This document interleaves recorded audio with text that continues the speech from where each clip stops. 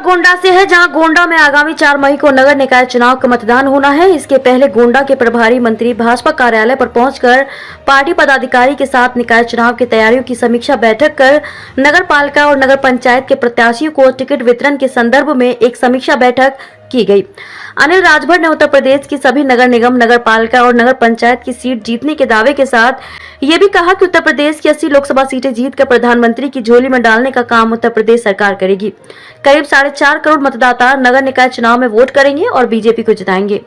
मंत्री ने पश्चिम बंगाल के मुख्यमंत्री और विपक्ष पर निशाना साधते हुए कहा कि सारे विपक्ष एक साथ होकर पश्चिम बंगाल को दूसरा कश्मीर बनाने के लिए आमादा हैं, जिसको कभी बीजेपी होने नहीं देगी। बिहार में जंगल राज हावी हो गया है और जिस तरीके से पार्टी के संगठन ने कहा है कि बीजेपी के किसी विधायक, मंत्री या सांसद के घर वालों को टिकट नहीं देगा, जिलेवार संगठन काम कर रहा है।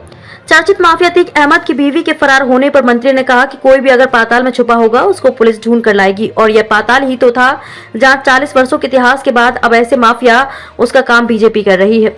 आप कोई माफिया बदमाश गलतफहमी में ना रहे, अपराध करे, अपना शासन चलाना अब भी नहीं हो पाएगा। बड़े माफिया ने पुकारा है, प्रदेश की योगी सरकार जो कहती है वह करती है। पिछले दिनों जो दंगे हुए बिहार में और ये बंगाल में, उस पर आपको क्या लगता है? फिर उसके बाद विधानसभा में उस पर कोई चर्चा भी ना करना और कार्रवाई को भंग कर देना, तो ये क्या लगता है? नहीं, देखिए, हताशा का शिकार है विपक्ष और जिस तरह से पश्चिम बंगाल में जो काम हो रहा है, पश्चिम बंगाल को दूसरा कश्मीर बनाने पर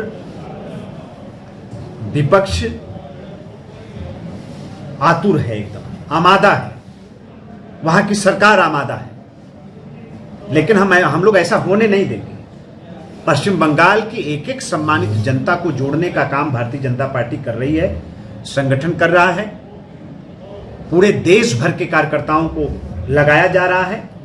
हम लोग वहां जाएंगे, वहां की जो सम्मानित जनता है उनसे संपर्क करेंगे, उनसे संवाद करेंगे और देश के साथ उनको जोड़ने का जो भारतीय जनता पार्टी का प्रयास है उस क्रम को हम आगे बढ़ाएंगे। इस तरह से हो नहीं सकता जिस तरह से ममता बनर्जी और उनके पीछे पूरा विपक्ष खड़ा होकर एक दूसरे कश्मीर को बनाने की तरफ पश्चिम बंगाल को आगे बढ़ रहा है विपक्ष, उसका जितना विरोध होना चाहिए उतना कम है। राजनीति अपने जगह है और जानबूझकर टारगेट करना, जानबूझकर भगवान श्री राम के प्रति जिनकी श्रद्धा और आस्था है, सनातन धर्म के तरफ के प्रति जिनकी श्रद्धा और आस्था है, और उनको टारगेट करके कार्रवाई करना ये कहीं से उचित है। बिहार हिंसा पर बिहार में क्या हुआ?